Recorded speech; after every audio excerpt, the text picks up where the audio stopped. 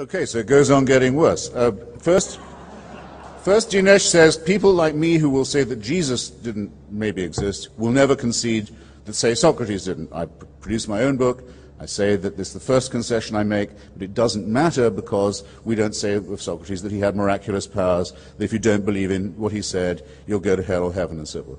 There's no shift here, Dinesh, at all on my part of any kind.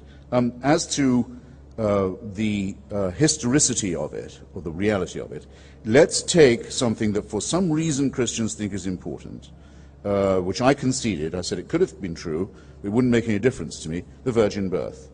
According to the Bible, the birth of Jesus Christ was in this wise. I quote, "When his mother Mary was espoused to Joseph, before they came together, she was found with child of the Holy Ghost." I add in my book, and I'll quote, "Yes. And the Greek demigod Perseus was born when the god Jupiter visited the virgin Danae as a shower of gold, and got her with child. The god Buddha was born through an opening in his mother's flank. Catlicus, the serpent-skirted, caught a little ball of feathers from the sky and hid it in her bosom. And the Aztec god Huitzilopochtli was thus conceived. The virgin Nana took a pomegranate from the tree watered by the blood of the slain Agdestris and laid it in her bosom and gave birth to the god Attis. The virgin daughter of a Mongol king awoke one night and found herself bathed in a great light, which caused her to give birth to Genghis Khan. Krishna was born of the virgin Devaka.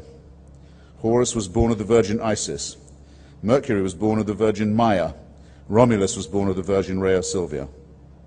Even the Quran agrees that the Virgin Mary was born by an immaculate conception. By the way, the Quran says that Jesus was not crucified at all. The Jews crucified someone else in his place, and he never died. There's no end to the way in which this kind of thing can be fabricated, but those who say that you can just tell by the potency and pungency of the story, by the memorability of it, that there must be something true about it, are simply inviting you to rely not on your thinking faculties or your intellectual capacity at all, but on straight-out credulity and on the repeated manufacture of things that appear to be part of the hard and soft wiring of legend in our mammalian primate history. Apparently, if you want to have a prophet, it's better if his mother is a virgin. You want to fabricate another one, that's what will happen. Actually, Joseph Smith, as far as I know, never made that claim.